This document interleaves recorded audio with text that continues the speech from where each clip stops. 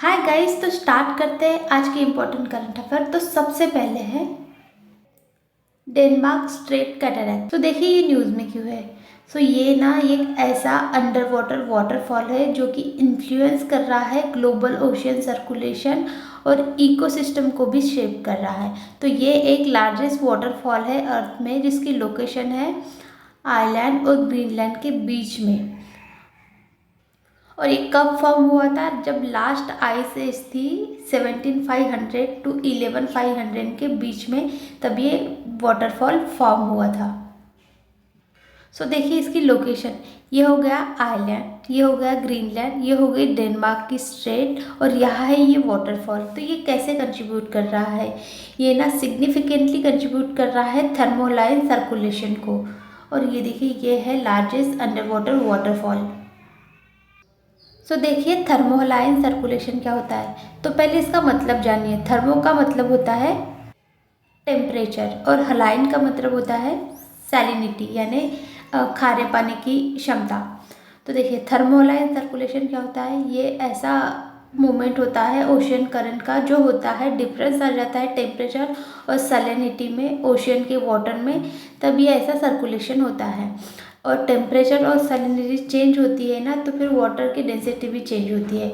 उससे ही क्या होता है, वाटर का मूवमेंट होता है। और देखिए जो ठंडा पानी रहता है यूजुअली डेंसर रहता है गर्म पानी से।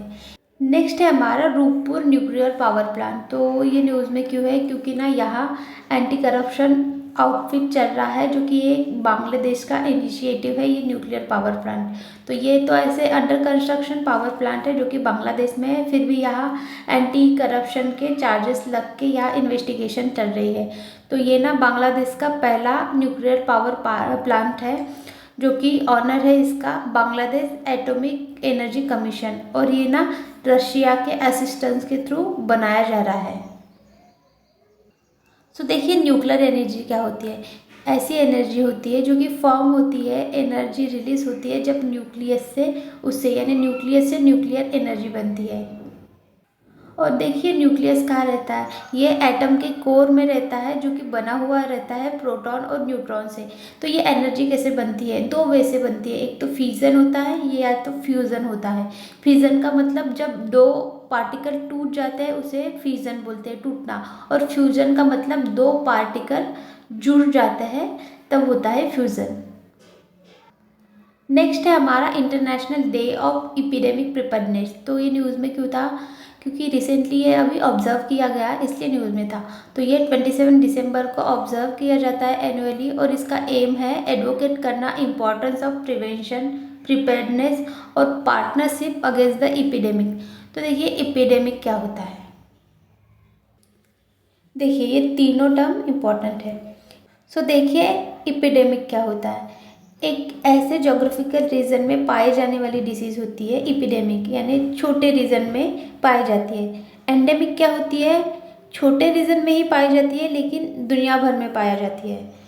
और फिर पैंडेमिक क्या होती है? बहुत ज़्यादा लेवल पर पाई जाती है, दुनिया भर में उसकी डेथ हो रही है, मॉर्टेलिटी आ रही है, केसेस दिख रहे हैं, वो हो जाता है पैंडेमिक। जैसे कोविड-19 एक पैंडेमिक था, दुनिया भर में था, वहाँ से हर जगह से लोग मर रहे थे, हर जगह से केसेस आ रहे थे, इसलिए वो हो जाता है पैंडेमिक। तो पैन का मतलब ही होता है एक बड़े लेवल पर, पैंडेमिक।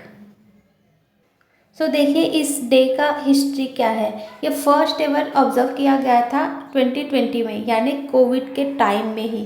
और ये यूनाइटेड नेशन जनरल असेंबली का था, जो कि एडवोकेट करती थी इम्पोर्टेंस ऑफ प्रिवेंशन, प्रिपेयर्डनेस और पार्टनरशिप अगेंस्ट द एपिडेमिक। अब कोविड-19 एक पैंडेमिक था। देखिए इसे एपिडेमिक क्यों बोला गया है, यानी एपिडेमिक में ही डिसीज़ को क्यों ख़त्म करना है। देखिए पैंडेमिक यानी ग्लोबल लेवल पर आने से पहले ही एपिडेमिक में ही इसका ख़त्म किया जा सके, इस डिसीज़ का निवारण किया जा सके, इसलिए एपिडेमिक में ही कोई भी डिसीज़ के अगेंस्ट प्रिपेयर रहे, प्रिवेंट करे और उससे ख़त्म करने के लिए पार्टनरशिप करे, इसलिए ये हो जाता है एपिडेमिक। नेक्स्ट है हमारा फ्री एआई कमिटी। तो ये न्यूज़ में क्यों है? क्योंकि recently reserve bank of India ने सेटअप किया है ये कमिटी। तो ये एक 8 मेंबर पैनल है जो कि कंस्टिट्यूट किया गया है रिजर्व बैंक ऑफ इंडिया के द्वारा, जिसका एम है डेवलप करना framework for responsible ethical involvement in the field of artificial intelligence. So देखिए ये कमिटी कौन हेड करने वाले हैं, पुष्पक भट्टाचार्य, जो कि ना प्रोफेसर है आईआईटी बॉम्बे के। सो देखिए ये 8 मेंबर कमिटी है, तो इसमें कौन इंक्लूड रहेंगे। सो देखिए यहाँ इंक्लूड रहने वाले हैं रिप्रेजेंटेटिव नीति आयोग के, एचडीएफसी बैंक के, आईआईटी मद्रास के, मिनिस्ट्री ऑफ इलेक्ट्रॉनिक और इंफॉर्मेशन टेक्नोलॉजी के, लॉ फर्म जो कि है ट्राइलीगल और माइक्रोसॉफ्ट इंडिया के, इन सब के रिप्रेजेंटेटिव यहाँ रहने वाले हैं इस कमेटी में। नेक्स्ट है हमारा PMABHIM। तो ये न्यूज़ में क्यों है ये देखते हैं।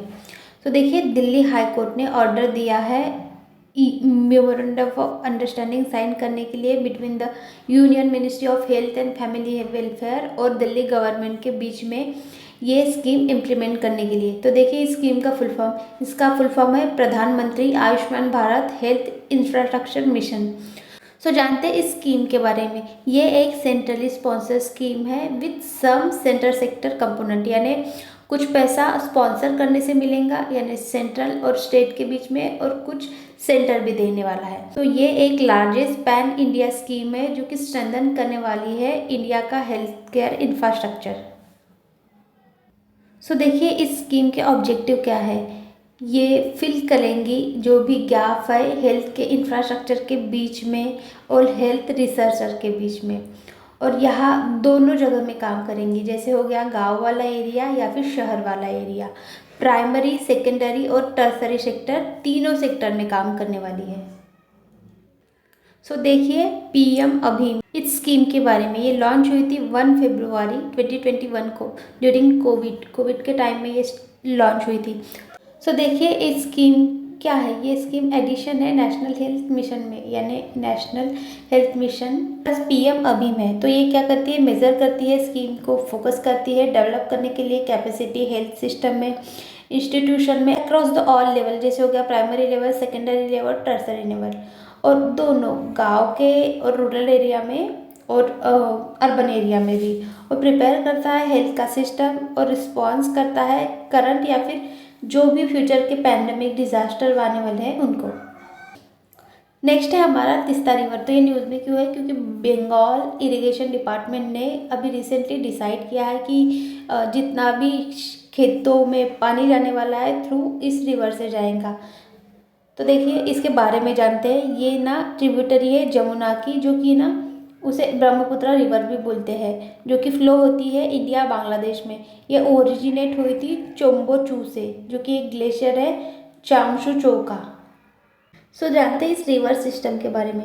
देखिए ये ब्रह्मपुत्र रिवर आती है बांग्लादेश में, एंटर होती है तीस्ता के साथ, तो ये ना जमुना बन जाती है, और फिर जमुना और गंगा एंटर होती है यानी मिलती है तो पद्मा बन जाती है, और इसी रिवर को आगे मेघना भी कहा जाता है। तो देखिए इसके major tributaries, left bank tributary है Chanchungchu, Dilchu, Ranikhola, Rangpuchu. Right bank tributary है चेम्बूचू, रांगयोंगचू और रांगित रिवर। नेक्स्ट है हमारा एक्सरसाइज सूर्य किरण। तो ये न्यूज़ में क्यों है, क्योंकि ये एक्सरसाइज रिसेंटली अभी होने वाली है। तो ये उत्तराखंड में होने वाली है इस साल, और इसका 17वां एडिशन है, जो कि एक जॉइंट मिलिट्री एक्सरसाइज है बिटवीन इंडियन आर्मी और नेपाल की आर्मी के बीच में, और ये हर साल कंडक्ट होती है अल्टरनेटिवली, यानी अभी इंडिया में हो रही है तो नेक्स्ट ईयर नेपाल में होने वाली है। तो देखिए इसका एम क्या है, इन्हांस करता है इंटरऑपरेबिलिटी जंगल के वॉरफेयर में, काउंटर टेररिज्म में, ऑपरेशन जितने भी माउंटेन एरिया में ऑपरेशंस होते हैं या फिर डिजास्टर आता है उसके लिए। नेक्स्ट है हमारा कामराजार पोर्ट। तो ये न्यूज़ में क्यों है, क्योंकि recently ministry of port shipping and waterways ने ऐसे कहा है कि हमारी कार्गो की हैंडलिंग कैपेसिटी बढ़ गई है। उसमें से भी तमिलनाडु में जो पोर्ट है ना कामराजार पोर्ट, इसकी इतनी ज़्यादा बढ़ी है, पूरी 1.5% बढ़ी है, 154%। तो देखिए इसे ना इन्नोर पोर्ट भी कहा जाता है, जो कि तमिलनाडु में है, और ना ये 12th मेजर पोर्ट है इंडिया का, और ये पहला पोर्ट है इंडिया का जो कि एक पब्लिक कंपनी में है। और देखिए इस पोर्ट को ना मेजर पोर्ट डिक्लेयर किया गया था 1999 में under the Indian port act 1908 के अंदर में। और ये ओनली कॉर्पोरेटाइज मेजर पोर्ट है जो कि रजिस्टर है एज अ कंपनी। तो देखिए ये पोर्ट ऑन किया जाता है चेन्नई पोर्ट ट्रस्ट के द्वारा, जो कि ऑपरेट करती है पोर्ट इन चेन्नई के जितने भी हैं। सो जानते हैं मेजर पोर्ट क्या होते हैं। मेजर पोर्ट ऐसे पोर्ट होती है जो कि ऑन और ऑपरेटेड किए जाते हैं सेंट्रल गवर्नमेंट के द्वारा किसी भी कंट्री के। इंडिया में है ministry of port shipping waterway, ये मैनेज करती है मेजर पोर्ट। ये है इतने सारे मेजर पोर्ट। देखिए नेक्स्ट है हमारा सांबर डियर। तो ये न्यूज़ में क्यों है, क्योंकि इसकी ना पोचिंग हो रही थी। कहाँ, डेइंग Ering memorial wild life sanctuary जो कि है अरुणाचल प्रदेश इसमें। तो इसका साइंटिफिक नेम है रूसा यूनिकॉलर। तो ना ये एक लार्ज डियर है जो कि नेटिव है इंडियन सब कॉन्टिनेंट का और साउथ ईस्ट एशिया का।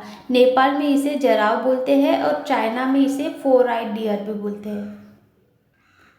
सो देखिए इसका हैबिटेट कहाँ है, यानी रहता कहाँ है। ये इंटायरली डिपेंड रहता है वाटर पर। सो इसलिए ना ये कभी पानी के दूर नहीं पाया जाता है, ये पानी के आसपास ही पाया जाता है, जैसे ड्राइडेशियस फॉरेस्ट में और रेन फॉरेस्ट एरिया में, मिक्स्ड फॉरेस्ट में, इन सब में ही पाया जाता है। सो देखिए इसका डिस्ट्रीब्यूशन कहाँ है। Southern Asia, south east Asia, south China, Nepal, Bhutan, India, इन सब में पाया जाता है। IUCN के लिस्ट में वल्नरेबल है और इंडिया के वाइल्ड लाइफ प्रोटेक्शन एक्ट 1972 में है शेड्यूल 1 में। नेक्स्ट और लास्ट है हमारा GPS प्रूफिंग। तो ये न्यूज़ में क्यों है, क्योंकि रिसेंटली इसके इंस्टेंस आ रहे हैं अक्रॉस द इंटरनेशनल बॉर्डर पर।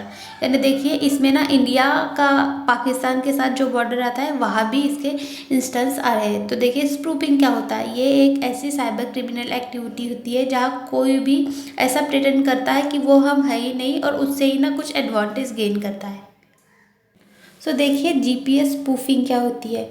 इसका मतलब ऐसा होता है कि हमारी लोकेशन मिस इंटरप्रेट करें, मिस रिप्रेजेंट करें, तब हो जाता है वो GPS स्पूफिंग। तो देखिए GPS क्या होता है, ग्लोबल पोजिशनिंग सिस्टम। ये ऐसा एक सैटेलाइट बेस्ड नेविगेशन सिस्टम होता है जो कि अलाउ करता है यूज़र को हमारी लोकेशन डिटरमाइन करने के लिए किसी भी टाइम में और किसी भी जगह से अर्थ में।